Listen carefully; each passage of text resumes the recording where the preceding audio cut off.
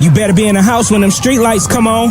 Ain't that what your mama used to tell you? But I bet you when she told you to stay out the streets, she had no idea that the YouTube streets would take over the world. Uncle Juice, public figure Boogie, Baby Down So Raw, Detroit Gossip, and the most dangerous voice in Detroit, Dogface TV. Bitch, I talk more shit than Dogface. They running shit from coast to coast.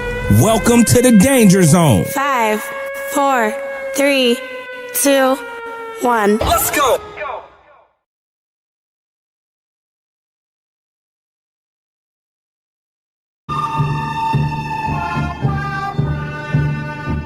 Yeah.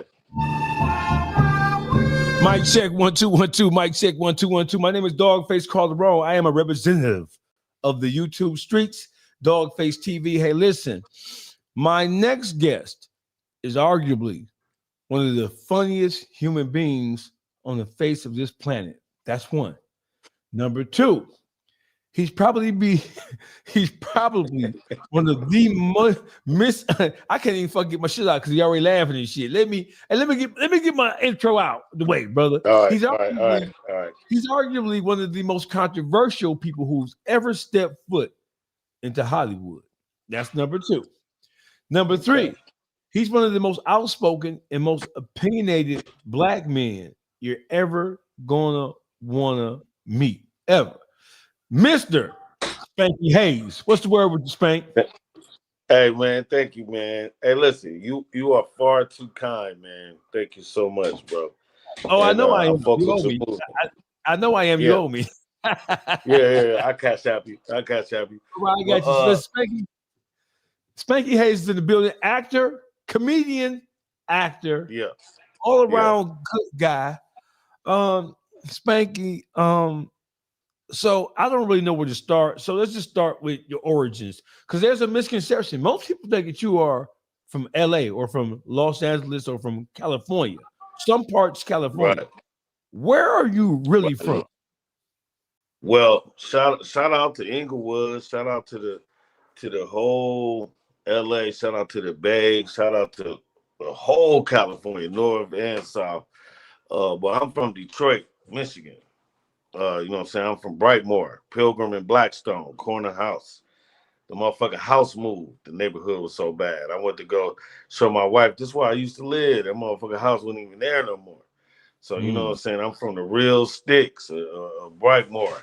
You know what I'm saying? And, grew up in New York a lot. I spent a lot of my lifetime especially early, before 18. In New York. So, you know what I'm saying? I'm back and forth from Detroit, New York, you know, etc. And then I moved to LA and never came back. So that's why people think I'm from LA. All right. So can you talk about what growing up in Detroit, what did it do for you? What was the experience like? How did it shape you? How did it mold you? And how did it encourage you to be who you eventually went on to become? That's a great question. I would say it starts with kind of not wanting to come back. So it gave me so much drive. Like I just did everything I could just not to come back, because I knew my friends and my homies is going to be like, oh, you failed. You came back. For some reason, Detroit people think when you leave, like you don't live there no more. Like you can't never come back or some shit. So they treat you really weird when you come back to Detroit. So that's why a lot of entertainers don't ever want to come back to Detroit if they left, because they know that they're going to go through hell, because, you know, your real friends, the people you meet, they all the fans, they all going to be like, oh, you ain't make it, you back here. So that was a big motivation. And how it motivated me, man, is just the money. We get money out here. We hustlers. Like we take, you know, something out of nothing, man, and you need that in a place like LA. You know what I'm saying? The strictness of being a man and being held accountable and knowing how to fight. You know what I'm saying? Because you have to have a lot of fights in Detroit. Like, you know, if a nigga loved you, he'll fight you. Yeah. You know what I'm saying? He won't shoot you if he love you. He'll just beat your ass if he love you. And we show a different kind of love. We give different kind of what am I saying? Compliments. Because to a Detroit dude giving each all, bitch, you think you shine, oh, bitch, you looking good. That to an outside nigga, that sound like, oh, boy, they calling each other bitches and all kind of shit. So, but they Yeah. don't know that that's, my baby. I had to explain my baby to my wife because the first time I ever brought her to Detroit, we walked through the airport and everybody like, oh, my baby. And she's like, why is everybody calling you baby? And I was like, well, in Detroit, we don't like saying nigga. So we'll call you, something else than nigga. If we call you nigga means stronger than it. In LA, it's every word is nigga out, cut it out, nigga out, nigga. See, out here, they don't say niggas like that. Niggas is like still a harsh word to a Detroit person versus a West Coast person. You know what I mean? Right. I got you. So it's just the sternness and the Detroit. Like we love the Lions. We wear the Lions jersey. We know that they might not ever. I remember I remember my grandfather said this, and this had to be about 20 years ago. And he said, before I die, the Lions gonna win the Super Bowl. And my granddaddy in heaven. You hear me? And that's not funny, but I'm just trying to tell you. It ain't funny. That's how much we love the Lions. Right. And so listen, hopefully we won't have to go see Pearly Gates in the same way Granddad did without seeing these motherfuckers. God. I pray. That's all I pray. Yeah, because the whole thing is when it comes to the Lions, bro, I'm excited that they have turned it around, and over the last couple of seasons, they've put together winning seasons, and they're showing up and they're representing well. But I've been on the earth 50 years, bro, and I can't get excited over anything other than a Super Bowl appearance, even if they don't win. Just let me get to the Super Bowl. Right. So and you know what's crazy? You know what's crazy? That the biggest selling jersey Detroit Lions is still Barry Sanders to this day right now, and he never went to the Super Bowl. Or even really, I think they went to one playoff game. I know they went to a wild card game. And got bounced in the first round because he had no help. Exactly. So just imagine that. That's how much we still love the Detroit Lions and our Tigers and our Red Wings. And these are teams that ain't really known for winning like that. You know what I'm saying? But we still support them. And that's Detroit. That's loyalty. And that's what I learned because it ain't no loyalty out there. You a different motherfucker to still support teams that you know ain't gonna win a motherfucking thing, right? So that right there in of itself, it toughens people up who are from Detroit, right? Because you gotta be a bold motherfucker to put on colors of a team that you know don't stand a goddamn chance. You either gotta be delusional or you got to be the strongest motherfucker in the world, one of the two. You spoke about how you moved back and forth to New York. What part of New York were you living in that you migrate to, and what led you to go to New York? Harlem, New York. Shout out to Harlem, man. 159th and 8th, Colonial Projects. My dad's side of the family, they all lived in Miami and in New York. So I would go back and forth, Miami, New York, you know what I'm saying, for my dad. Now, that's a tricky story. I've never met my dad ever, but I know his sisters, I know his mom, I know everything about him, but he just would never face me. He'd been out of my life for so long. I don't even know if he dead right now because my grandma dead, and that's the only person that would link us kind of together. Or she would take his pictures off the wall, so I would never see him. But then my auntie, when she come over, you know, she'd be like, I just seen your dad and you want to go see him? You know, it became like a joke to me in a way. So, but yeah, so that's why I would go to New York. And that's why I know New York is because my dad's side of the family. You know what I'm saying? Which is Cuban. I'm Cuban. I'm half Cuban. All right, got you. So you talked about your early childhood, your early development being in Detroit. Did you make it to high school before you moved to LA? Yeah, I went to Redford High School with Myers. So I technically graduated in the the fruit department of Myers. Mm-hmm. You know what I'm saying? Brightmoor. I'm a Brightmoor kid. You know what I'm saying? My Detroit grandmama stayed on Curtis and Shasberry by Emerson Middle School, if you know that area. Yes. on Curtis in between Evergreen and Southfield. You know what I'm saying? 6 miles, 7 mile, Evergreen, Southfield, in between that little spectrum right there. So Right. that's where I grew up in Detroit mostly until my cousin got a house and she didn't want it because it was a crack spot and everybody, didn't want it. So I was like, I want it. You know what I'm saying? So it was getting shot up and everything, dog face, but we we didn't care. That's okay. Hey, Hey, we you did teach us not to care life. about that. We was That's just what happens partying. in Detroit. Listen, you ain't Yeah. lived until you've been in a crack house or a dope spot and that motherfucker got shot up or raided. You ain't lived. You have never listen. You No, you haven't ain't live. Detroit until you got caught up in the goddamn raid. Period. Simple as that. Hey, I would say this: You you ain't had damn near and you shouldn't ain't be had able an to ass rap. like that. You hear me? Right? Hey, you shouldn't be able to rap if that ain't never happened. If you ain't Right. ever been in no raid or no shootouts, no real shootouts and shit, you shouldn't be able to rap. Got you. So let's get into just the overall world of comedy right now, Spanky. Yeah. You spoke about how harsh of a city Detroit is, how hard it is, and how it shapes and molds you.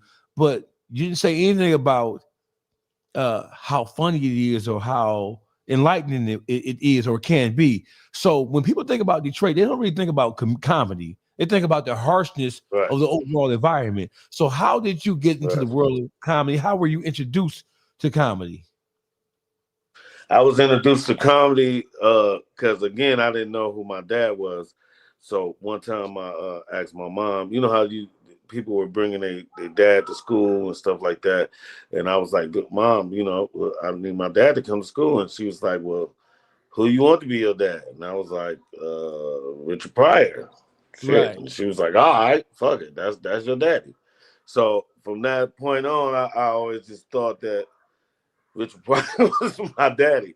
And Detroit is hard, man. It's hardcore, man. People get knocked off, beat up, knocked out, robbed. I mean, we know all the stories. Then you can go get your hair done, your hair cut, this flyest way you ever. You can bring a bitch from out of town and get their hair done, and they be like, "Damn," you know what I'm saying? It's like it's so tricky. It's fun, but so dangerous. Like this is the most dangerous fun you could be in. It's the city of Detroit because if you play your cards right and you got your nose clean, you good. Once you can't disrespect it. It's a lot like gangbanging, but not being a gangbanger. They kind of go through the same rules. Like disrespect is like a no. You could be having fun. You could be having the wrong colors on. You could be doing all that. But once you get throwing your hands up and your fingers up and we ain't on that, then it's a problem. You gotta always know where you at. And that's another thing Detroit taught you. You gotta always remember where you from and where you at. And to do comedy under those, and then let me add this. Then the niggas who got money, they Chrysler workers, they got bread. They could throw a stack at you and tell you, sit down. You ain't funny. You know what I'm saying? And we had to start in like titty bars and you know what I'm saying, gentlemen clubs. And you know what I'm saying? We started off hard. We had to go with an entertainment. Well, for me, it was Def Comedy Jam. It had came out. And so black comedy was in demand. So by the time I came out, it was like, yeah.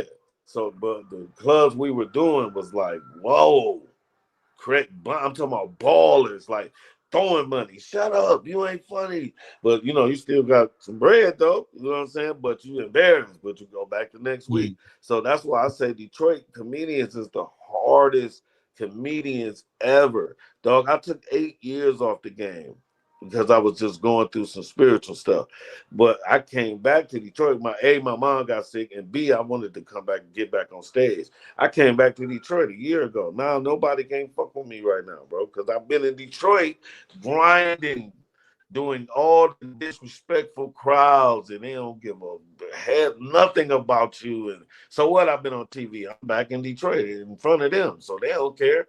I'm just like a regular dude again to them. So, but I took that and used it to my advantage, man, and got cold again. LA ain't ready for me right now. I'm moving back next week. I got you. Can you remember your first comedy show? You spoke about the performing in clubs and strip clubs early on, but can you remember your first comedy booking? My first comedy booking probably came in probably in Ohio, Columbus, Ohio. Shout out to Columbus, Ohio. When CDs used to be when they used to have CD stores, I used to just drive to Ohio just to steal CDs and shit. So I always like go to their town and shit. Shout out to Ohio. That was the first booking I ever had. This dude I knew that was, a street guy getting his money. He was doing this thing out there, so he brought a show out there, and I ended up staying for like at least 2 weeks. Man, I love Columbus, bro. It was crazy. It's college town. Yeah, Crazy absolutely. though, but yeah, Yeah, Columbus, shout out Ohio. to Ohio State University, man. Maurice Claret of Ohio State fame. Oh, That's my baby. That's my man. That's my That's baby. my man. Yeah, no doubt. Yeah. So throughout your years and throughout all the comedy experiences, you migrated to Hollywood. Why? I mean, it's almost a dumb question to ask, but why did you move to California? Why did you move into the LA area? Because at the time, Dogface, I couldn't. Well, let me start by saying this. I wanted to be an actor more than I wanted to be a comedian. It was no way for me to act out here except for plays, and I did a few of those, but I wasn't getting what I wanted to get. I wanted to be in the movies that I was watching. So I felt like comedy was the closest thing I could get to acting, so I started doing comedy. But once I got a chance to act, I had to leave because it wasn't like I wanted to be in movies. So I was like, this before the Tubi wave and all that. I didn't see how I would get in movies if I stayed in Detroit. So I just left, went to LA, said, bump it, let's go. Okay. And I'm glad I did that because I know if I didn't do that, I wouldn't have never did what I wanted to do. All right, I got you. So listen, it's a lot of controversy going on in the world of hip hop and the world of entertainment, black entertainment, right? Yeah. Right? It's always that against us. Yeah, got you. So listen, I have a couple of questions for you, bro. It's time to kind of like take this shit up a notch.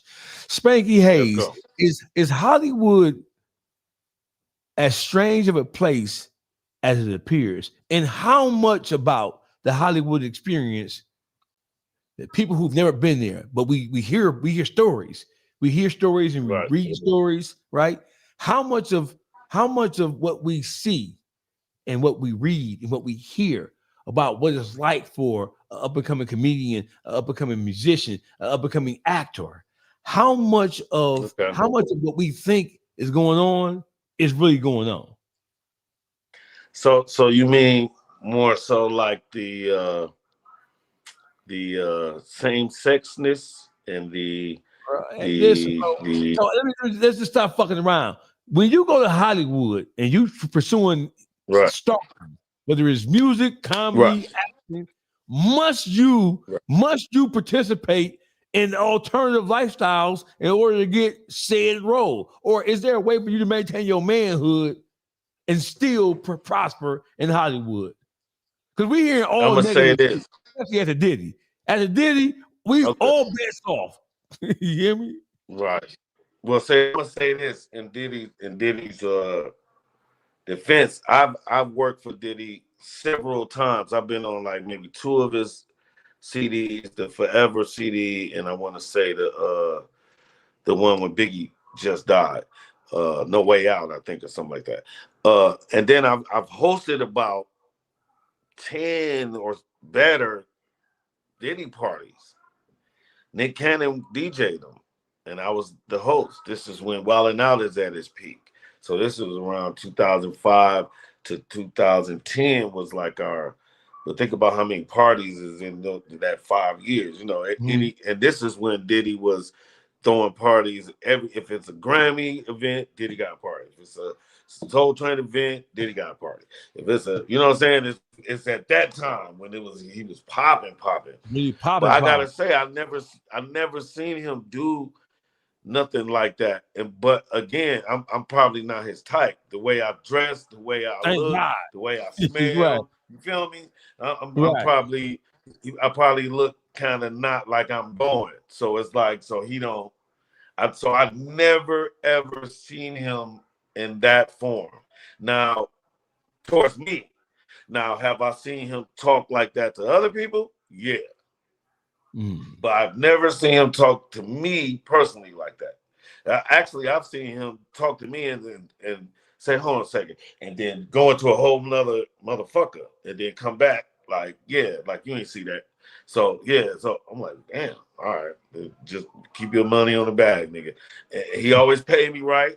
He always, but I'm going to say, I should be the example for actors and comedians that you will probably only go as far as I did. Hopefully, you could get a little further because things are more lenient.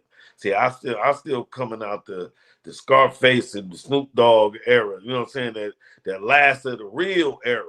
So that's when I was coming up. So it was still kind of hard for me. So now it's a lot easier. Hopefully, you don't have to suck no man dick or let him touch you on the head while you're on your knees. That's a better way to say it. But you know, for me, I never had to do that. So that's why I had to go ups and downs. My career being a roller coaster. But I loved every bit of it because I knew I was good and I knew I had relationships. And that's what I learned. You know, that instead of me being a mega star, I got this jewel in this relationships. Like nothing matters more in this business except for relationships. You can do a lot of shit more than you could do with money if you got the relationships. So that's Got what I learned out of it. You know what I'm saying?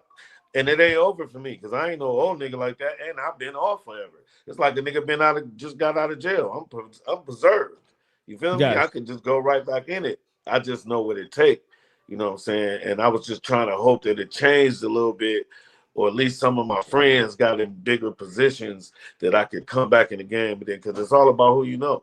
So you know, but yeah, they a lot of I would say 86% of all black men in Hollywood that's actors and I'm just gonna say since my era. So I started in 90. So 96 I moved to LA. So from 96, right when Tupac died, I moved out there. In 96 to right now, I would say 86% of all actors and all rappers and all motherfuckers I met is like this. It's gay. I would say. Wait, hold on, Spanky. You just said 89%. I won't say every last one of them is, but I will say a lot of them are. so. Listen, so you know when you say that almost 90% of the black men that you know who are operating in the Hollywood space, whether they were a comedian or actor or an entertainer, singer, rapper, you saying that almost 90% of them niggas really will put a dick in their mouth? Or they'll dance with the thought, and to me, that's gay. Oh yeah, because some shit just off limits psychologically. They see every Right. action is preceded by a thought. You hear me? Exactly. So I'm thinking if it's premeditated, it's worse to me. You know what I'm saying? So it's Right. like, yeah. So if you even thought about it, if you couldn't sleep at night one night thinking, should I do this and get this big bag? Yeah, that means you're gay. Yeah, you're gay. Right. So listen, Spanky. Long before Shannon Sharp's Club Shay Shay, long before Cat Williams' appearance on that, which blew the whole fucking world, especially the world of comedy, up, right? Long before that happened, Right. Spanky Hayes, there was a Spanky Hayes. Long before Cat Williams Exactly. ever outed the industry, there was you. So I'm just going to throw a couple of names out there because there are a couple of infamous incidents that you were involved in. I'm gonna throw a couple of these names out there, and then you tell me the where wires and hows of it. Tyrese, why did you call brother Tyrese Mr. Emotional himself? He seems like such a wholesome black man. Why did you say Tyrese was a bone smuggler? So before I answer that, when I said it and he respond, didn't he look like one?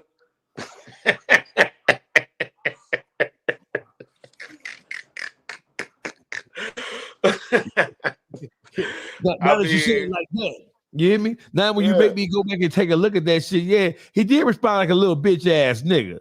I'm telling you, listen, I was making a joke about it. You know, what it was is I was, and it's funny, we on podcast, and I was on a podcast then in LA, me and Bishop Don Juan. Bishop Don Juan is my dad, you know what I'm saying? And me and him was doing a podcast together, and then he gave me my own podcast. So, and that was long ago. So that footage, the original footage of me saying that, Tiffany Haddish was on the show. So you know what I'm saying? This is old. You know what I'm saying? So yeah, so I was saying that, we were saying that people in Hollywood who you think is gay. So I said, probably Tyrese, because he always crying every time I see him, and people don't never really say nothing good about him. I didn't personally know the dude, but you know, we've been on some auditions together. I seen him at a couple auditions, and I seen him a couple parties. You know what I'm saying? We in LA. When you in LA, you see everybody. It ain't nobody that you. I've seen Denzel. Hold on, bro. So listen. So are you saying that you are personally aware, or are you saying that based on his mannerisms and the way he acts and responds to different situations, that it leads you to believe or to conclude that he may be dipping it in sauce?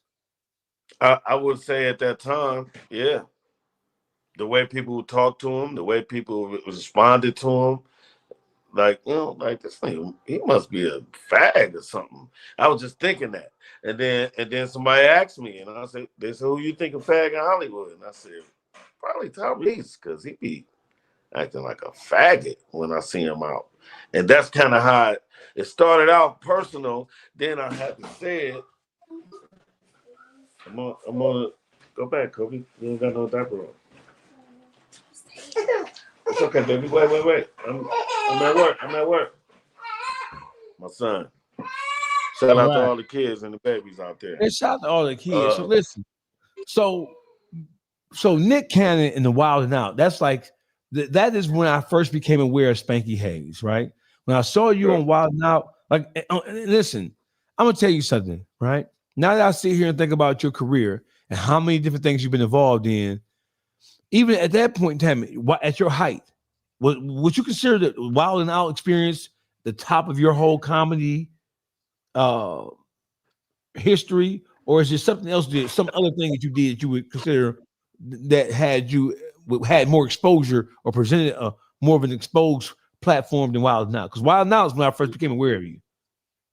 Well, I would say Wild and Out is the pinnacle of my whole thing, because of the movies that I did and stuff that I did after that. It kind of came from Wild and Out. Yeah, okay, I was doing comedy. I had did a Comic View and Apollo and stuff like that, but Wild and Out had kind of set me aside from all of the other comedians, because if you weren't on that show, you wasn't. Wild and Out was on TV every day, so it was like, if you wasn't there, then you wasn't. We flew. We went to another planet. You know what I'm saying? Because we were on TV every day. I could have never imagined that. Right. You know, so there are rumors. There are rumors that you were instrumental in the whole Wild and Out campaign in terms of its inception, the writing, all the behind the scenes comedic choreography activity. It is said that Spanky Hayes was an integral part of it. And although that people are trying to rewrite history and write you out of that. So what's true and what's not true about the Wild and Out experience, and what was your relationship with Nick Cannon then, and what is it like now, if any? Well, I'm gonna start backwards. We don't have a relationship now. I couldn't even tell you if he loved me still. I remember times when I knew he loved me. He was my brother. You know what I'm saying? He's still my brother. You know what I'm saying? It's just that we just feel like cousins now that never met. So at the time when I first met him, it was all love. And, you know, he was young. We was both like young comics, and, you know, we was just making pacts like, whoever blow up first, we're gonna help each other. And then I came out here with a group called The Other Level.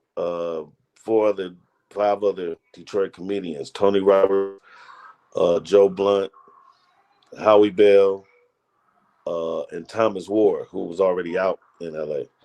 And then we picked up a guy, Andre McCoy, who was already in LA. You had to be from Detroit to be in this group, the Other Level. And what we did was basically what Wild 'N Out does. We did singing, rapping, skits, but it was just four of us, sometimes five. And we hung around Nick Cannon. I taught Nick Cannon everything to know about comedy. When I first met him, he was a rapper, and his first manager, his name was Sam. Shout out to Sam.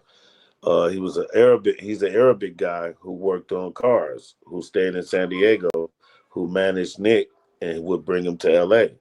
And so when he couldn't get him on Soul Train or wherever else they was hustling, he would bring him to me. I stayed in the jungles. That's where Training Day was shot, over in that area. Right. And he brought him over there, and I would teach him how to do comedy because I was already doing it. And then, of course, him being younger and from there, that counts too. He got the deal first, and when he got the deal, I had to deal with The Other Level. Had to deal with Will Smith. Nick Cannon had to deal with Will Smith. Both of our deals fell through because whatever happened. And then I'm pretty sure that Will Smith told Nick Cannon, "Hey, take that idea and just go get the little guy. He's the one that run everything." So when Nick Cannon was shooting roll bounce with Bow Wow, I seen Nick Cannon slam Bow Wow on the ground with skates on because they was talking shit to each other. And Nick Cannon was, I felt like he did it because I was looking. But, because I was still a hood nigga then. I ain't made it yet. I haven't touched no Hollywood yet. I'm in Hollywood, but I ain't touched no Hollywood money yet. So, I guess he felt like he had to, but he slammed the shit out of Bow Wow. That's the end of that story. So Nick Cannon roughhouse Bow Wow. Oh, fucked him up real fast. He was talking shit. Bow Wow was he had just sold out Mississippi in 1 hour. He was on the radio talking shit, and he sold out this arena in 1 hour. So he was walking around skating and shit, talking about, nigga, I sell out arenas. Y'all niggas ain't doing that. Nick Cannon got mad. He had an album on it. He was rapping. I think, he just had brought that his first album out, and he was kind of teasing him because he wasn't selling, and Nick Cannon slammed him. But anyway, Nick Cannon brought me to the trailer, and he was like, "Yo, he go this bread right here. I think it was like, it was like a 20-pack or some shit." And he was like, "Look," I was like, "Man, what's this for?" And he was like, "Yo, we about to do this movie, man. I mean, this TV show." And I was like, when? He was like, "Soon, it's gonna be on MTV." And I was like, "Wow, MTV? Like, okay." And I was like, "What's this show about?" And he said, "It's the same shit y'all do, except just me and you gonna do it. And then we're gonna get a cast of other people to do it." And I said, "Well, what about them? You don't want to bring them up?" And he was like, "Nah, this is your show." So being the starving artist that I was, what would you say? What would you do? So he stole it. He paid me to be on it. He didn't pay me for it, because if he'd have paid me for it, because a lot of people ask me, why didn't you just sue him and because he broke me off. We friends. Because I know he was broke too. He was new in his deal. So I wasn't like pocket watching him, so I ain't know how much he got on his deal. All I know is this nigga gave a poor motherfucker 20 bands and flew me out there and everything. And I ain't have to do shit. It wasn't no show involved at the time. He'd go just 20 bands. I ain't have to sign no paperwork, nothing. He'd go 20 bands, nigga. But it came with the message. We about to steal that show though. Do you ever look back when you look back at that thing? Did you ever get any flack from the other guys who were part of the original Detroit group? Did you ever say, what the fuck, Spank? This guy stole our idea. What's happening with you? I used to hear it every day, bro. A few of them stayed with me. A lot of the time of my success, even the highest height part, a lot of them stay with me. Um, not the whole time, but back and forth, back and forth. I was the only one that was on. But then I would need them for writers too. Like I was still trying to get them some money. Like come to the set, man. Get this writer check, man. They get in. Don't just be mad about it. Come get in. I'm in. I just can't hold your hand, bring you to the gate, but nigga, come go. And a lot of them wouldn't go. You know what I'm saying? A lot of them, few did, but a lot of them didn't. You know, they So didn't kind of support it. why do you think a lot of them didn't? What was the issue? Why? I mean, the show was obviously successful right out the gate. They could see the Right. success you were having. They could see the circles that you started to move in. So, what do you think Right. was that made the whole thing just something that they felt they couldn't do? I don't know, man. That's a good question, right? Because I would say if I'm wearing their shoes, I would probably just feel like, man, you know, I created this too. You know, this should be mine too. And I get that. I get that. I was never mad about that. That's why I never said no to nobody. Because I was trying to get them in, you know what I'm saying? And the only way I could get them in was to write for me. And they felt like that was beneath them or however they felt. But it didn't matter because we all went out there together and we caught the Greyhound out there together and ate sandwiches off each other and feel me and shared steaks and stole steaks and everything. Like we did all that shit together. So I had to look out for them the best way I could, you know. Got you. I got you. So, as Wild Out turned to the amazing success that it was, and there are still some remnants of Wild Out that still exist right now. Do you think that you and Nick Cannon, do you think there can ever be any, any, any, any resolution to whatever the issues are that exist between you and him? Do you think you and Nick Cannon could ever get back on the same page, or could ever get back on the same page?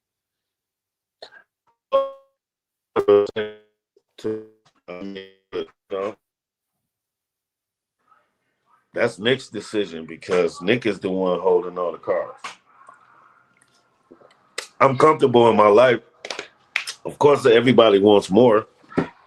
Of course, if I was working more, I'll have more because it's the only I have the job, and now you're entering the same kind of job that the only way we make money is to work. We have to work to make money.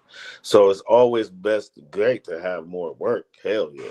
So, and I'm not above apologizing. I say it right now, Nick Cannon, if I ever say anything about you that made you feel a certain way, first of all, nigga, you know me. But I apologize, you know. But at the same time, I don't apologize to everybody, but I apologize to Nick Cannon. Okay, I got you. How much idea stealing goes on in Hollywood? Because now I want to get into like the actual Hollywood shit. How much do you have to safeguard your ideas and your concepts when it comes to show creations and ideas? How much stealing takes place for real? Because we hear a lot of that shit happens. If you don't get your shit, even if you had your shit copyright, or even if you have your shit published, motherfuckers will still steal that shit. Or if they don't steal it from you, they would clone your idea and create something a little bit different than what you had, and then produce it to the world. How much of that really happens? High 80s, low 90%. It's almost safe to say that if you meet a celebrity kind of person and you're not a celebrity, it's because they heard you say something that they want to steal, and they just want to get cool with you to see if you say anything else that they might want to steal. What's your ideas? Do you halfway got it right? If this copywritten, it's not copywriting, I'm gonna steal it. They steal. That's what they do. The whole thing is stealing. Nobody's like most of the shit you heard in this industry, from ears to eyesight, and you think the person who gets the credit for it is always a person behind there that was less paid who thought all of that shit. Got you. Did you see another question that might be stupid to some? But did you see Cat Williams' appearance on Club Shay Shay with Shannon Sharp? I did. Shout out to Cat Williams. That's my brother, man. That's my brother. How much of what Cat Williams divulged in that interview was right and exact? Well, it's hard for me to criticize his truth, right? Huh? So what he feel is true, and what I get from seeing him and being around him those years and a lot of those times he spoke upon, because me and Kat has been tight since the Grinch, the Jim Carrey's Grinch came out, like in the theaters. So we've been super tight since then. So I've seen him have nothing to have a whole lot of everything, Mm-hmm. and I always question it, like, wow, what are you doing? Uh, but I think a lot of it, people steal, man. People steal, man. People fucking steal, bro. Like the bigger the person is, the more they steal. And they So steal because in order to stay relevant in Hollywood, you have to have fresh ideas and fresh concepts to right. present to somebody or to offer to somebody to keep yourself at the highest level of involvement in those productions. Um, Yeah, but listen, but here's this too. So if you do comedy, now you're doing comedy shows. If yeah, I see one of your jokes and steal one of your jokes and I do a special or go take it on TV, then that's my joke. right. Right. I mean, because whoever becomes most popular for having said that, or whoever is most Exactly. popular who says this thing, that Yeah. joke becomes associated with them. And even though they may have stolen it from you last night at a local Right. comedy club, but Or, they or bought it from you. Like, let me bought it buy from you. that joke from you, bro. How much you Right. want for that joke? How All much? right. So listen. How much does a good joke? How much do jokes get sold for? I've sold a page of jokes that maybe had like 8 concepts on it for about 10 bands. Really? So But that this is gives you to real a high estate. end. This was to a high end comedian though. But Right. on the regular street level, see you in the club, nigga. I like that joke because I bought a joke from Jay Will before. Mhm. Before, hey dog, I like that joke, dog. That go with something I already kind of say. What you want for it? Nigga, just give me a pair of shoes or something. All right, bet. Or what you want right now? Give me a 50 ball. Give me a whatever. It depends on the person, man, how you fuck with them. Because if a comedian come up to me that I don't like or don't know, say that, man, get the fuck out of here. But Right. if I got love for you, I might be like, nigga, what you got? Yeah, take that shit. Just let me write it down so I don't say it no more. Or Right. hurry up and say it so I won't say it. Let me see you say it, then I don't, because I don't like to steal. I came up, listen, here's another point. You almost have to steal until you get an identity, until you know what funny is, until you know how to, like Downtown Tony Brown, he was the rest in peace. He was the greatest person in the world to steal from because he said something new every single show. He didn't have like a set 10 jokes that he said. He would say, if he told 10 jokes, it would be all 10, 4 times. We have 4 different shows. He would have 4 different hours. Like this dude was phenomenal. Nobody in history was like that. Probably Red Fox, but that's it. Eddie Murphy ain't like that. Richard Pryor could be like that. That ain't my era, but I just idolize him. But from with my own eyes, listen to me. When I first met Eddie Griffin, I said, I'm from Detroit. He said, Downtown Tony Brown. I said, damn. I was thinking, damn, do he know how sweet he is? Well, first met Eddie Griffin. He was like, yeah, that's Downtown Tony Brown. I said, damn. I said, all right. And that go back to what I was saying earlier. People don't treat you good when you come back to Detroit, man. Downtown Tony Brown was a fucking legend, bro. It don't matter what that he, dabbled in drugs, because shit, I had my moments when I did. Not no cracking no shit. I used to do, powder. I used to fuck with the powder, but I'm a rich nigga. Rich niggas don't do smoke crack. You know what I'm saying? They do powder. But I had my experiences with that. But, you know, Downtown Tony Brown was like really into that. That was his world. You know what I'm saying? He Yes. couldn't come back to normalness. And I always hurt my feelings when I think about him because he was a genius, man. And speaking of buying jokes, the last time I talked to Tony Brown, uh, he was hanging around my mom's place somewhere. She lives in an old folks home. So she kept telling me, I see your friend that you introduced me to a long time ago downtown. I think his name Tony. I was like, Downtown Tony Brown? I was like, next time you see him, let me talk to him. So she put him on the phone with me, and I said, "How you doing, Tony?" And he was like, "Man, I ain't doing so good." And I said, "Man, I seen you some money, man. If you give me some of them jokes." And then he said, "Yeah, man. All right, we could talk about that." And I gave him my number, and we talked about it. And I sent him a couple dollars, not a whole lot, a couple dollars, couple hundred, like 500-600. And I said, "I'll send you some more." Because the deal was for 1,000. I sent him 1,000 and he gave me like, 10, 12 jokes. And I sent him some money and then he died after that. I didn't get a chance to send him the rest. So sometimes I be feeling like I made him like that. Because I sent him some money. You feel me? Yeah, On some real shit. You can't take responsibility for that, bro, because it wasn't on No, you. I know. You sent him some But money to do what you had to do, and it could have been that, or it could have been just survive and just getting something to eat.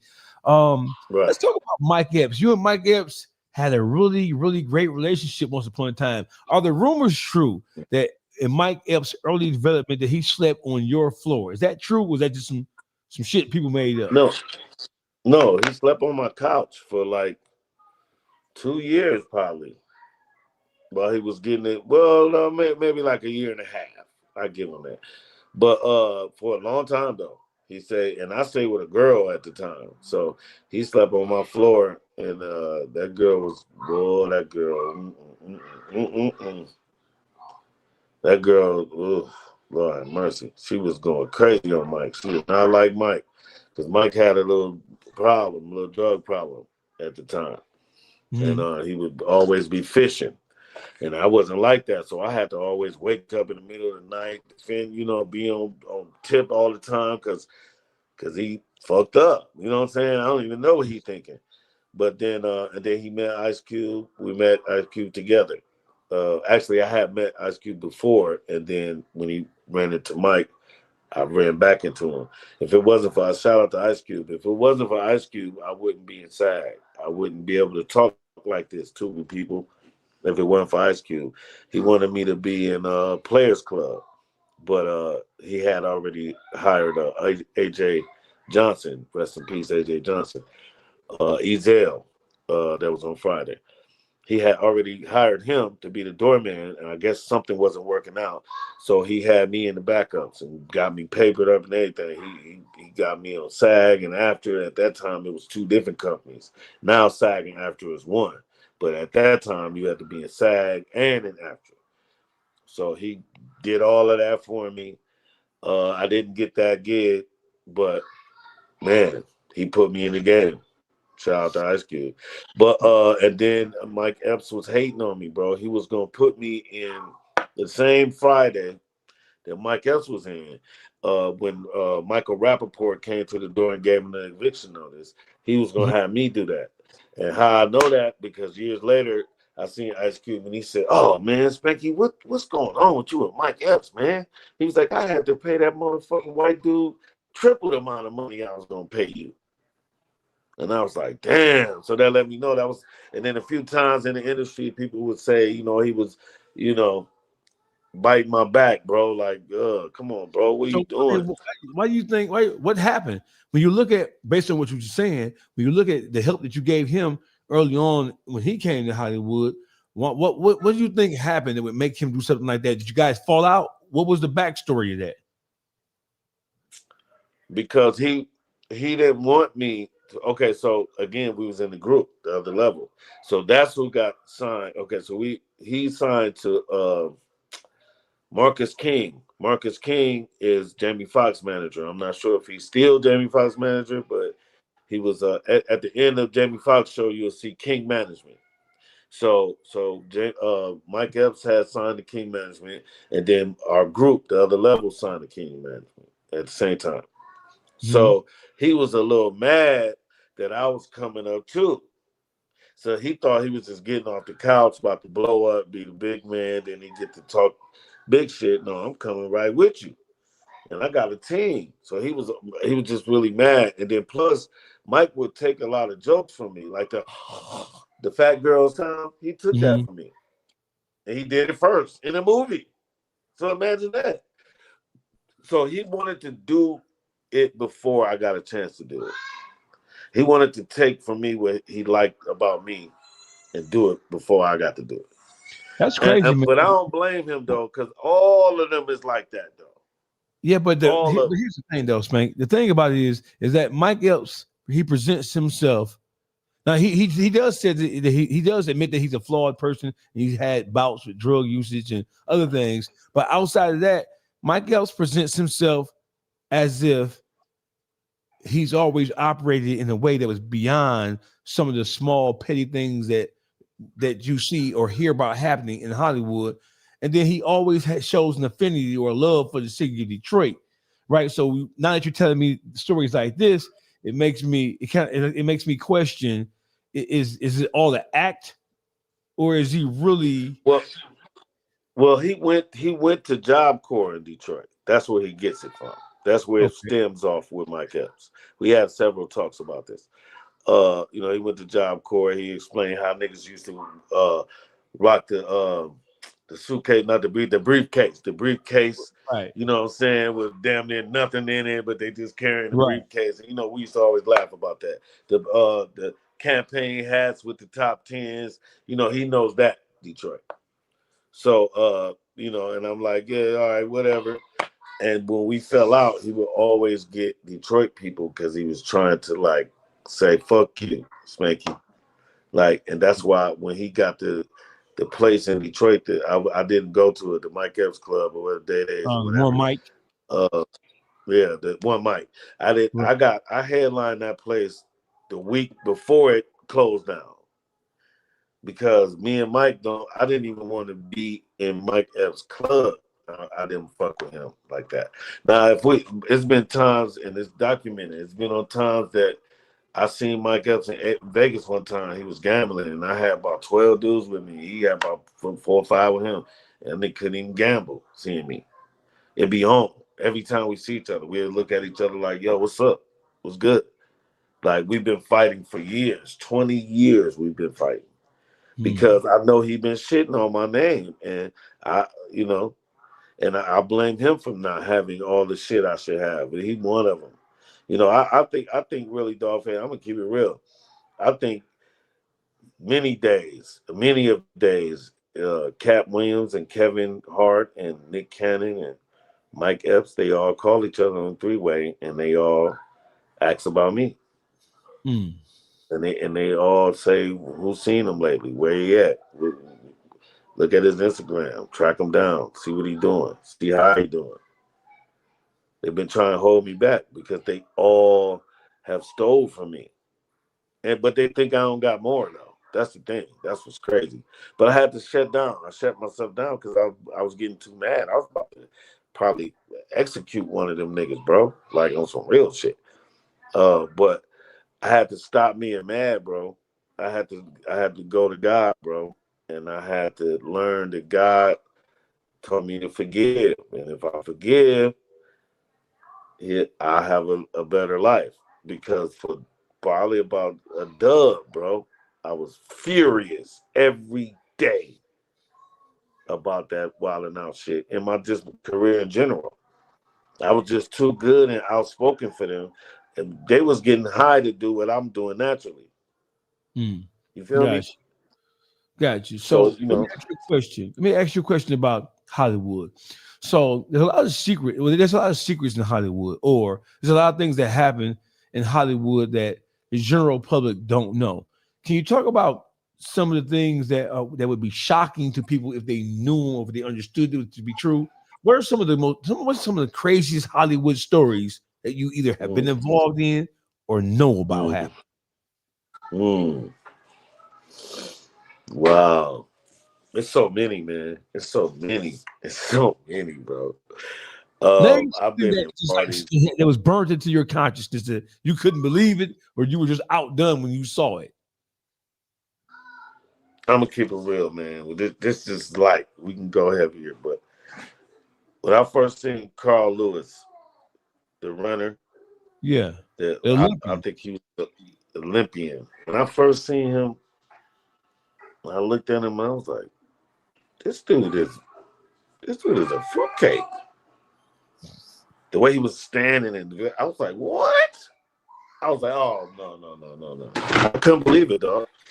And then the first time I seen Bobby Brown, he was so high that he couldn't possibly remember me or even being around him. And they wouldn't let him in the club. And he crawled over the gate to jump in the club. And I'll never forget, he had a white suit on and it was all dirty because he fell in the mud and all that. He was still partying, bro.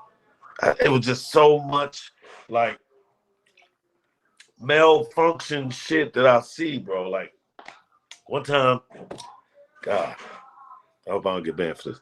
One time I was at a party and I won't say his name, but I might say his name. I walk in the club, not a club, we at a house party. I walk in this room looking for the bathroom and I see a guy raise his head up, but his mascara was running.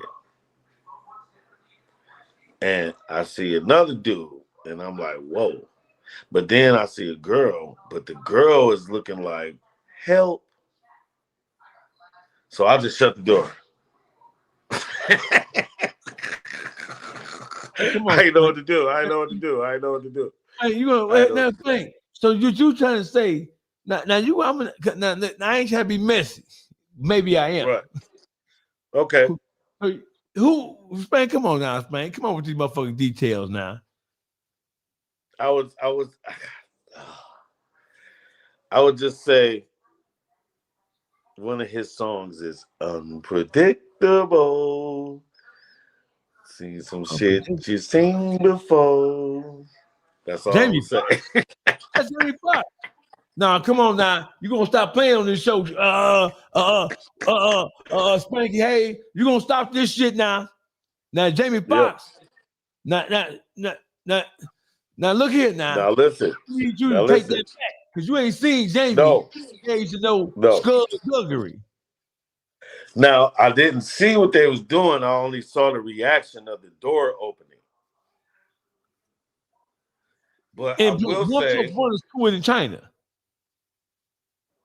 And somebody mascara was like running.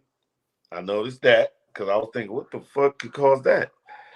And I seen another dude who an actor, and I seen a girl. And the only thing about that is the girl is the only person I didn't know who it was. Now, I'm not saying they was taking advantage of her. I think that she was there on some shit and some other shit started happening and she ain't know how to react to it. So they probably say, don't leave, stay right here. And she probably was looking at some shit. Whoa. So I can't honestly say I've seen him sucking the dick, but I will say when I opened the door, he was in a dick sucking position. I just seen this. Okay, so from a mathematical equation standpoint, the position and curvature of his body was one that suggests that he had a dick in his mouth. Or they was trying to double team her. Which it didn't look like that though. Spanky, hey, listen, let's move on, bro, because I ain't got the stomach for that shit. I ain't got the stomach. There's too much shit getting my motherfucking nerves bad. I'm trying to tell you. Listen, bro. Listen, after Diddy, after everything has come out with the whole Diddy situation, right? Who knew that hip hop had so much homosexuality in it? I didn't know, because we look at hip hop like it's a male chauvinist, a machismo, macho type shit. Who knew? Exactly. We knew that Queen Latifah was heavy D, maybe, right? But besides that, Heavy D wasn't though. That was my man. No, he wasn't. Well, why you say Heavy D was taking? I would say, if anything, he played the game, but I wouldn't say he was a gay man. Yeah, but we ain't never seen Heavy D with no girl. He was with Salt and Pepper. Yeah, but Heavy D had all the girls. Oh, he had all the girls. Overweight Lover had all the girls, huh? Yeah. Oh hell, Heavy D okay, was solid, man. Heavy D was solid. Heavy D was a okay, recipe solid. Yeah, he was okay. solid, man. So listen, when you heard the rumors that there was a transgender in Biggie Small's video, right? I seen it. You've seen it. So Yeah. so let me switch speeds for a second. So why we're hearing that Diddy was a monster and that he was Right. involved with grotesque shit known to man for 20 plus So years. that was his partner. That was Diddy's partner. That's why he Uh-huh. kept showing up in Diddy's video. That was Diddy's partner. Really? Yeah. So listen, Spanky. I have a question. It's a serious question too, bro. If All right. so Diddy, from the way he's being paid now, was a serial sexual deviant / predator. I would So say. and after he got indicted, before he got indicted, motherfucker was afraid to say anything. Once he got indicted, you start hearing all these stories about all the sexual escapades and all the illicit behavior that he was involved in. You start hearing it Yeah. after, right? Because I guess Right. they thought that he was going to be taken off the equation for permanently, right? I think so. Why wasn't he exposed inside the industry? Why did it take something like that? Him being indicted, Cassie basically took him down, right? Out of all the Right. young boys and men and young women that they say he took advantage of, why didn't anybody speak up or speak out? Why wasn't he met head on by Right. And then look and let's look at it this way. I don't even think Cassie pushed the gas on that. I think it was Cassie's husband who pushed the gas on that. Mhm. You know what I'm saying? Like, no, bitch, I gotta be with a bitch that everybody had, and niggas making fun of me, and no, hell no, bitch. We getting to this nigga. So got it. that's my thought of that on that. But I just think that he just took care of so many people, man, that I think that people was depending on him. So So they hold just on now. did what So they you had to do. did with I the know it sounds weird, but I never did that. But I'm just saying, I could just see it because when he walk around, he got like 8 people with him. When he go do this, he's 12 people over there. Except he never was by himself. He always was with a crowd. And you know he paying for everything that's happening. So Mhm. I just see that people got dependent on that. And just was like, I don't care. Whatever he going to do, fuck it. I got a house and shit like that. And all that. I think people Yeah, just so Spanky. sacrifice. Who knew that so many black men of power and status and fame, who knew we didn't know that they were Right. brother. I'm telling you, the general public, after all this shit that we're hearing in Diddy, we get it that Diddy was a motherfucker with his shit. We get it, right? But Right, in order for right. Diddy to be what he was, do you know how many people people of status and power and influence inside of the black entertainment scene? Do you know how many people had to turn a blind eye and a deaf ear to all this shit that was going on? Why didn't black people who had, if not as much power as Diddy, but who had power independent of him and who could have spoke up about all of the terrible shit that he was alleged to have done? Why didn't Right. more people in power speak up and speak out against the Diddy's, the Russell Simmons, the Busta Right. Rhymes, the Because it's a written rule in Hollywood to not to tell. See, I didn't read that part of it. So I'm one of the first dude. I ain't the only dude. And I wasn't the first dude. I'm just the first dude of my generation that spoke against it. Like, nah, man, that's some fag shit. I don't because my heart was broke. I thought it was about talent. Nobody ever told me, hey man, this ain't about talent. This is about if I knew what it was, then I probably wouldn't have been as hurt. But the way I found out was like, oh, it was crushing. So we been new. People like me, I've been new. I've been through all of that. I just couldn't say nothing. And then remember this, before social media and everything got so popular that just the word of mouth that stood on how you feel about the nigga. So if the wrong nigga tell you the right thing, you ain't listening. Mm-hmm. So until social media came out, and it's the same way, but they just believe it more because you spend so much time on, doing presenting it, so they might listen to it more. Gotcha. But we people in Hollywood been through that. Right. We just was So walking on eggshells. the perfect segue is what you just brought up to social media.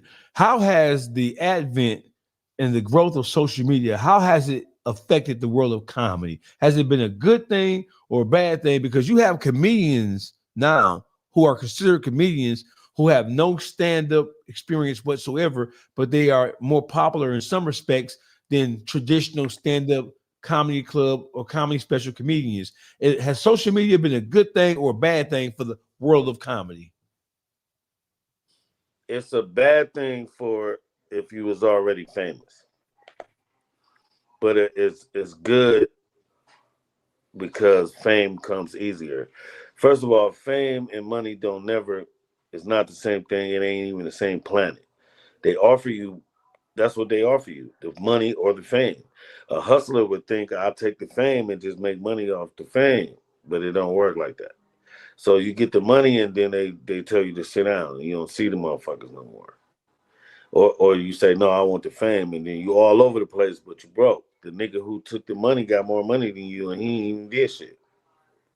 So to me, social media fucked up the game because now a regular person with no personality, no game, no nothing, just rocking whatever else on the internet can be an internet sensation now.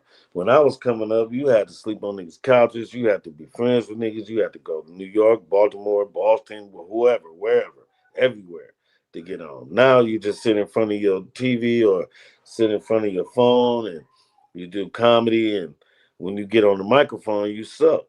So but it's a few comedians that have went through the fire. DC Young Fly, I definitely show love to DC Young Fly. That's the little homie. That's the little bro. We in this wild and out fraternity. Even if I don't like it or love it, I'm in this fraternity. I started the fraternity, but and he's a part of that. So I always gonna give love to him. Outside of him, it's different people that I see and I can say I've seen them before, but I don't know their name because I just don't. I'm so against the Drewski niggas and all them. They cool, but nah. I don't fuck with social media comedians like that because now they weaken. It's like love. Niggas say they love you, nigga. They rob you. So to me, comedian is like a word that niggas say, but they don't mean it. You know what I'm saying? Like, cause you could easily be a comedian. You know what I'm saying? But you put up 5 videos, and now you can say I'm a comedian. I know a guy who puts comedy in his handles, and this nigga ain't a comedian. So for me to been doing comedy all this time is disrespectful to me, and it's all fake. It's all of them apps was made and designed for the regular person to feel like a star. Yeah, And I people agree. who use it, yeah, yeah. I So agree. people who really benefit off of it, I can't be mad at you. But just the regular common folk, you know what I'm saying? That's weird to me I because I got you. really do this shit. Now, Spanky, you have been outspoken and you have been at the forefront of a lot of things that have kind of like sparked. Before there was a Cat Williams talking this shit, there was a Spanky Hayes Yeah, who was unabashed and unashamed and unafraid to speak his truth, right? Even if right. speaking that truth put him in an uncomfortable situation or put him in a situation where he lost money or he lost the possibility of getting money or getting a position. But Spanky, you did an interview and you took a shot at the mighty Tubi world. Now, Right. before you had to have known, were you unaware of Detroit's position with Tubi? Were you unaware of how impactful and how helpful Because we talk about independent filmmakers, Right. who had a shot to make films absent the big box Hollywood type of production houses giving them green lights. These are people who spent 10, 15, 20 grand, 5, 6 grand on movies. So Detroit is like the ground zero for Tubi, independent film production and being distributed through Tubi, and also actors or actors who entered the world of film production through non-traditional means, right? You say Tubi, is it true that you said that Tubi actors are not real actors? I said that. You did say that. I did say that. And let me tell you why. And let me say this first. Shout out to Tubi though. Shout out to everybody that's gaining from it. Shout out to the producers and the directors and the money niggas behind it, the niggas that really work at Chrysler, but they put their couple thousand with this nigga, other nigga from Chrysler. I get it. It's hustling. But from where I stand in the game is I'm past the hustling. This is like really my life. So everything I do, I get paid from it. So this is why I'm saying Tubi actors ain't real actors, because they need to be in a union, which gets them money every time they perform. They need to be in a union, so if they get hurt on the set, they can go right to the doctor and get taken care of. It's just for their protection. How they took it is like I'm saying, no, fuck you. Da, da, da, da. I am saying that if you just for no reason, I'll just say fuck a nigga. But I'm saying if you ain't hearing what I'm saying, then you are already being too defensive. See, to me, a lot of shit in Detroit when it comes to show business, this D to me means delusional. A lot of people in this Detroit, Michigan show business, first of all, it's not a show business state at all. But we make it into that because we hustlers. We get money because we got awful jobs that pay a lot. So we get used to the awful job and we get all of this money that we can't never spend because we always at work. And then now something like a movie could come along, I could put a couple dollars in and make some money because we hustling. That's cool, but where I'm at on the side of the game is it's real, like you mentioned, $5,000-$6,000. To me, a extra will get that in a movie. Where I'm standing in the game, you know what I'm saying? A person who don't even speak in a movie would get $6,000. Now to take the course of the time, you know what I'm saying, to finish the movie and stuff. But it's too low budget of thing. It's like inspiring. They're all inspiring. I'm inspiring to do stuff. I'm inspiring to be the comedian I once was and better. They're inspiring to be real actors. So to me, I don't care if you did 30 Tubi movies, you're not a real actor. But you're in the G League and you're starting and you're playing. And once something major happens and they need somebody, they're going to pick you. But I'm past that. Were you surprised at the blowback that you received once that statement came, once it came out that you said that? Were you surprised at how the whole Tubi world and Detroit filmmakers were so critical of you? Were you surprised at the criticism that you received? Not so much surprised, because I knew somebody was going to say something about that, but I just stood my ground. I stood on business. And I kept saying the same thing over and over. If you don't do this and this not happening, that's not happening, that's not real. So you can pretend it's real in your mind, but to me, just like you can play basketball, but you walk up to Stephen Curry, why would you even mention that if he don't know you from that? Oh, I play basketball too. Oh, that's good. He probably asked somebody, man, get this motherfucker away from me. So you know what I'm saying? So it's like, yeah, dog. That's practice. Again, I've done Tubi movies, so that's practice. That's tune-up work. That's a fight before the big fight. In my eyes. Mm-hmm. Right. So let me. So I know so many people who operate in the world of Tubi. It would be remiss of me if I didn't ask. So because a person isn't in the screenwriter in SAG, right? Right. And because a person doesn't have their paperwork like a rapper. You have rappers who have had hit records and didn't have any publishing together, so they couldn't enjoy everything that came with on the back end of the actual music of the business side of things, right? But that didn't mean that they were nevertheless not a good actor or not an actor because they didn't have their paperwork together. So are you saying that solely because people who are to be actors by and large are not a part of SAG, that solely determines the SAG membership determines whether you are a real actor or not? Because it's different to the game. Again, like sports. You know what I'm saying?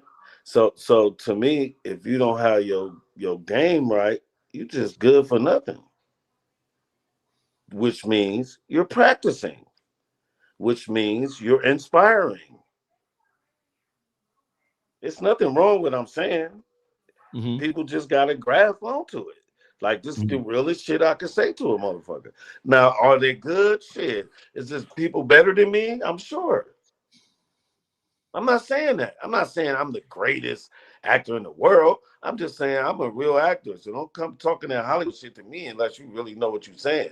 Don't really come talk that movie business shit with me unless you know what you're saying. Because I'm gonna be like, no, I'm not doing a movie for $5,000, nigga. I'm not doing that. I get that a day, more than that a day. So I'm just at a different level. You got to pay me. If I'm going to do your Tubi movie, you got to pay me like it's a real movie. Because here's another thing, Dogface, that people don't understand. Because you are so now that you're in the union, I can't really do Tubi movies unless I get paid that amount. Because when it comes out, hopefully it's successful. And then when it gets successful, or even let's just say it moves to another place like a Peacock or Amazon. So that's SAG union. So once they go and read the cast and all that and see that a SAG union person is in a non-union movie. So how did he get this movie? Who handled this? It's like a case.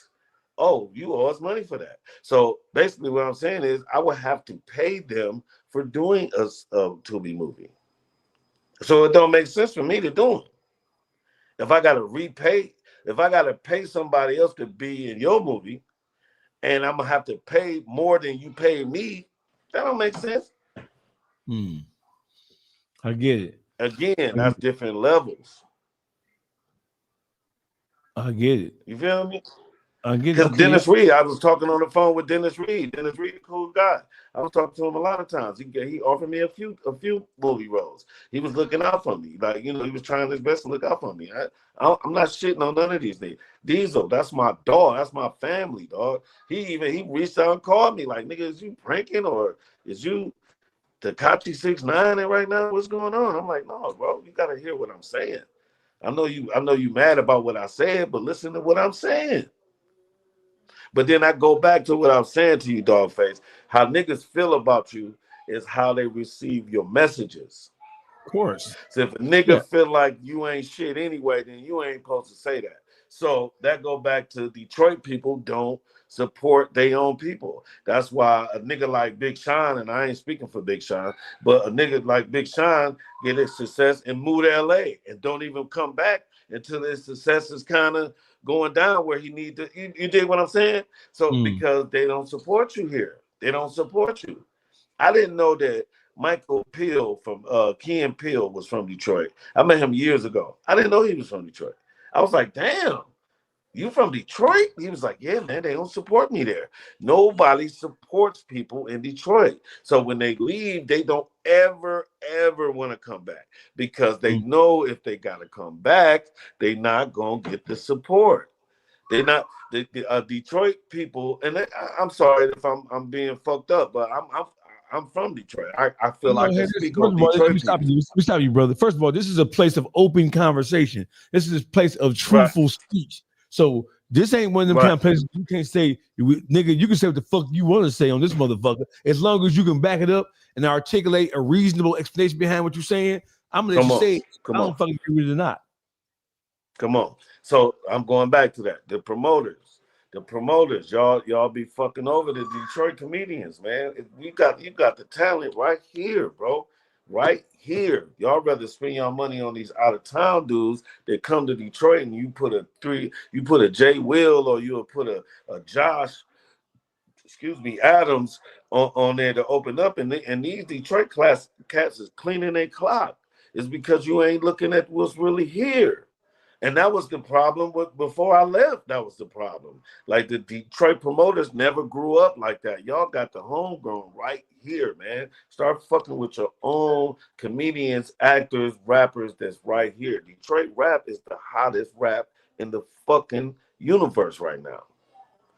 How they not? I don't see nobody having no shows around here since I've been coming back and forth. I don't see few people have shows, but I don't see why they don't have a gang. Silent Baby always got a show, but all these rappers, they don't have shows like that. I don't understand that. Because Detroit people don't support, man. Niggas don't even know I was from Detroit, bro. That's because niggas from Detroit never supported me. When I started getting my shit on, I'm hollering at comedians that's here. They trying to act like, dog. Here go a perfect example. When I first moved to LA, dog, I seen Tupac in the car. My first day there, September 3rd, 1996. I'll never forget it. I get there. I see Tupac within the same hour of being there, bro. Within the same hour. This is how I knew this is where I was supposed to be at. So I see this nigga, Rolls Royce, drop top. He got the 100 spokes on it, ghettoed out. He got the Outlaws in the car with him. I'm like, damn. I call my boy in Detroit. Hey, nigga, look, dog. This when the blurps. This right before this right before that. Right. So it wasn't no camera phones or even no picture phones then. Mm-hmm. It was just only cell phones. You only could talk. And dog, I called the nigga. I said, dog, I just seen Tupac. The nigga hung up on me, bro. He couldn't believe it. Straight for you. Yeah. And then he hit me back later. Why was you lying like that? Nigga, I'm not there. I'm in California. Why you think I don't see niggas? And to go back to Tupac, I seen Tupac 2 times before he died. Twice. I seen him September 3rd. Then I seen him the same night of the fight in Vegas, pacing around, mad. So I'm in my mind, it was right after they stomped my man's out.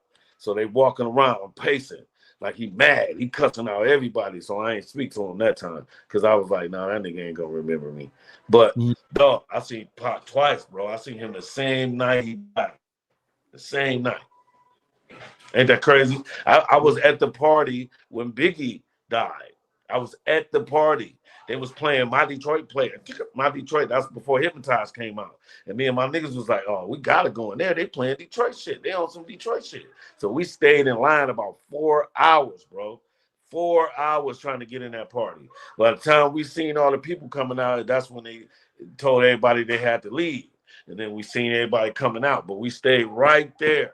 That nigga drove around the corner, and then we heard the shots. As soon as he drove around the corner, we heard the shots. Got you. Like I was right there, bro.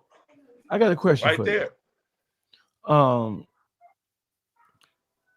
You. You lived in LA for so many years. You had to have come in contact with Whack 100. I call him Whack Keisha because he acted like a little bitch ass nigga. But that's just me. Okay. So have you? What experience, if any, do you have with this bitch ass nigga? And are you aware of what's going on with the paper accusations and the fake paperwork that he put out on a fellow Detroit T Grizzly? Are you aware of that? I heard a lot about that, and I'm gonna be honest. I thought that he was the police. When I first met him, he was doing some business with Nick. I was just getting back on the Wild 'N Out tour. They was touring, and we was, I think, on the West Coast somewhere. I think I want to say Vegas. It might have been somewhere Bay or something like that. But Game was on the show, and that's how I met Wack. And he already kind of knew who I was. I didn't know who he was. And we started talking, and then I just kept thinking he was the police or something. And then, if you didn't know this, I'm the only person on the internet before y'all start beefing of shutting him up because we was on Clubhouse and we was talking about the Nick Cannon shit and how I was demonstrating how he, Nick Cannon had stole the show from me. And he was talking shit and I named the name, the dude that he was trying to do business with, and he was like, oh shit, like this dude really know what he talking about. And Wax shut up. He didn't say nothing else that whole interview.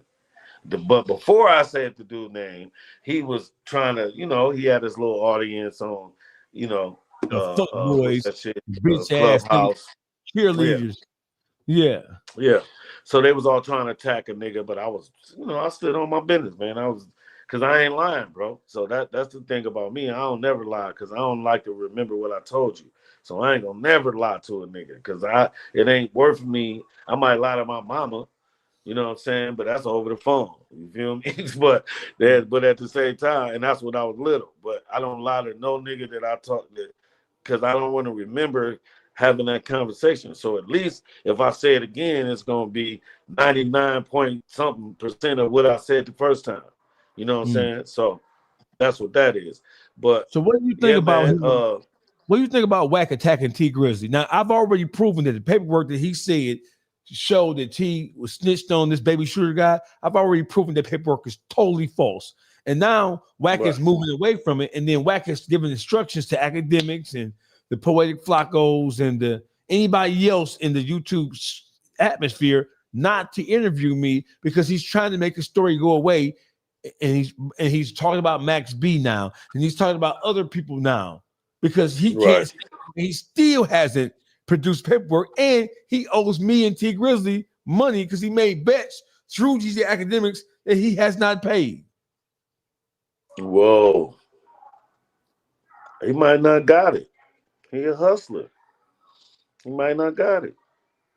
All this internet, I go back to this. All this internet shit is this entertainment world that niggas ain't really ready for this. You can't put a regular nigga on a big platform like that, and that's what they've been doing. Now let me say this. Everybody, I was one of the first. If I wasn't the first interview that Sharp did, I was the second. I was in his first top 3. So I was in top No Jumper years ago. So, but I will say this. Since Wack got on No Jumper, man, all them niggas got arrested. Yes. Yeah. So he gotta fuck with them people. Remember that picture? He was on live and he had like a wallet or something, and it turned around, you could see the badge. Right. Remember, he had to explain about the badge.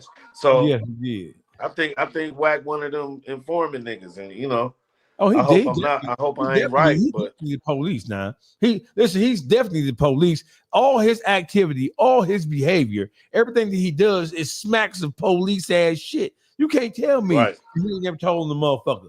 If you tell me if you tell me that you are aware of Wack 100, his history, everything he's been into, especially over the last 4-5 years, if you tell me that you don't believe he's the police, you a motherfucking lie, and you's a blind bitch ass nigga, and they need to put foot to your ass and kick you straight through the motherfucking door. Simple as that. Because there ain't no way to work from the street and don't see him as the police. Listen, Suge Knight is my big homie. Suge Knight used to manage Cat Williams for a little while, right before he got into his last incident. He hate that dude. Dude, Suge hated Wack. I don't even know why he was claiming that I don't even know how much he knows Suge. Because the way Suge talk about him is like he don't even know that nigga. He called him the truck driver. Like he's a non-factor to him. So I've met Wack a few times. I don't know what he is in the streets or none of that. I don't know that because I ain't never met him like that. I always met him in the entertainment surrounding. So, where niggas got to kind of be on their best behavior. So it's like, because we got to remember, this ain't our game. This is not our game at all, bro. We invited to this motherfucker, if you're lucky.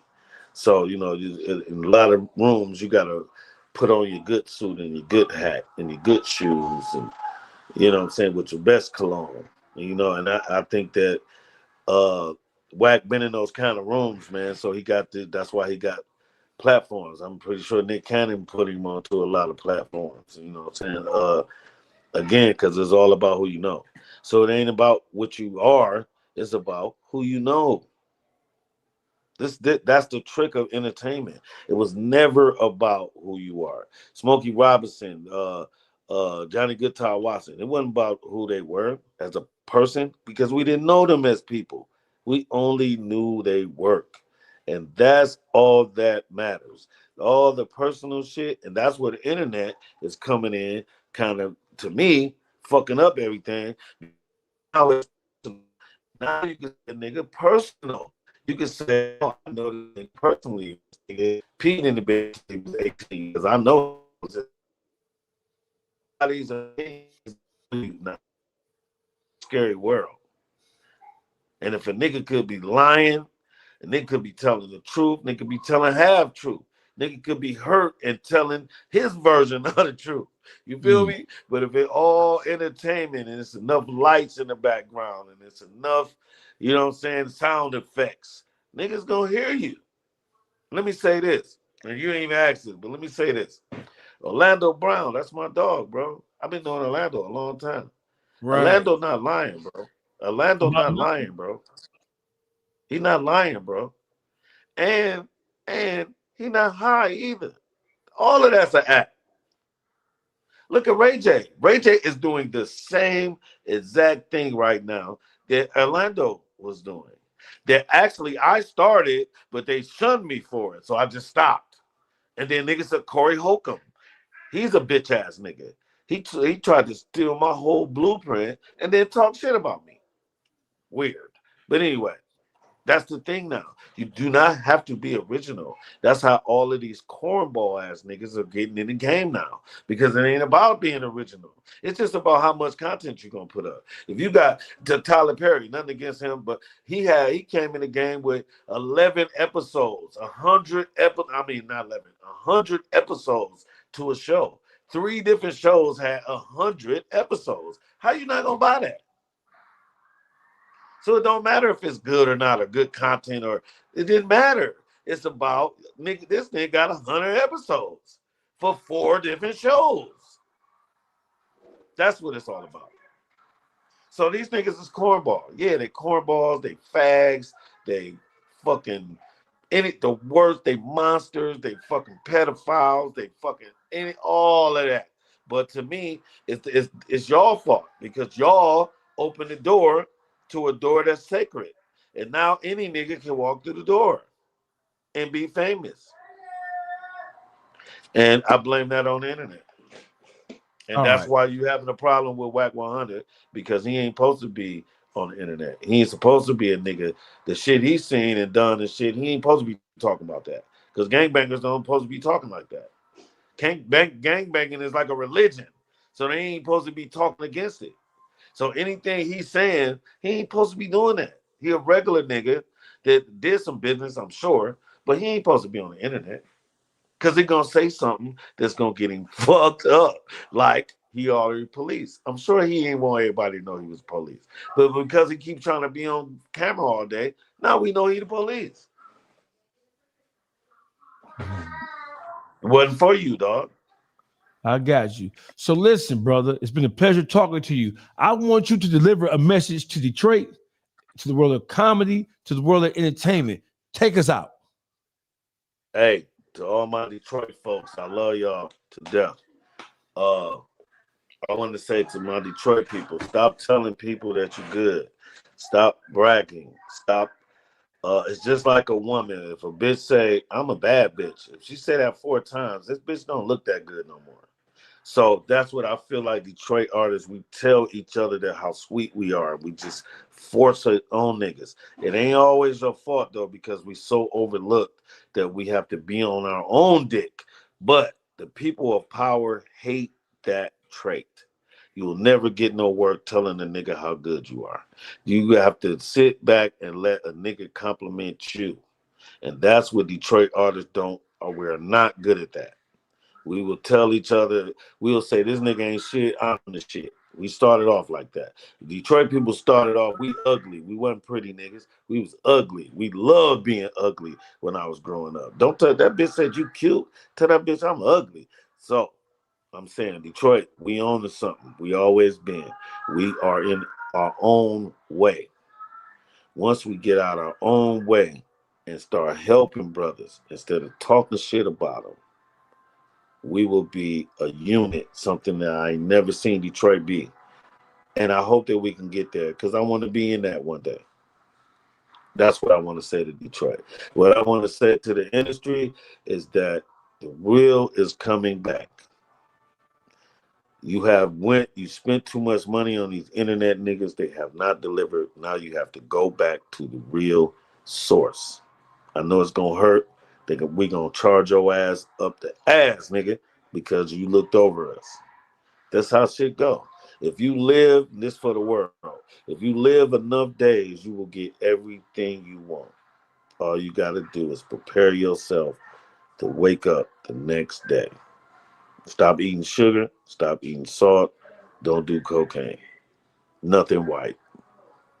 That's what I want to say. Including white bitches. I like them sometimes. They got ass, but that's a whole nother story. Got to have some ass now. Hey, listen, Yeah, brother. guys. It's been my pleasure to have you on the show. You're welcome to come back anytime. If you ever need me, you get my number. All you can do is call me, Mo, please. Yes. I will call you, brother. What it say, Spanky, Corey? What that say? Salute, brother. Corey, hold on. So foolish style, bro. That's your opinion. But I'm not going to even say nothing about that. Shout out to Foolish, though. Foolish is my cousin that we don't like each other, but we still cousins. So, shout out to Foolish. That's Detroit. No cousins like each other in Detroit. Just get in line, nigga. That's how you go. But I love him, though, and I wouldn't let nobody else hurt him. But I'll definitely jump in and fight with him, to protect him. But we don't talk that much. So, I'm going to stay off that, whoever put that in. Don't mention my brother Foolish. And I do want to say shout out to all the Detroit comedians, young and old. Please put this, whatever y'all, they be beefing because Detroit comedians beef. It's a big beefing city on comedy. I want y'all to stop that because the whole thing is all you niggas beefing. If y'all added up all y'all credits, y'all still couldn't fuck with me. So it ain't about the beef. It's not about that. Get in line. Go to the gym, drink your water, work on your vernacular, learn how to read, learn how to spell, nigga. Money. I'm Spanky Heads, faux pot. Faux pot mean the fat Tupac, just in case you ain't know what faux pot means. Peace.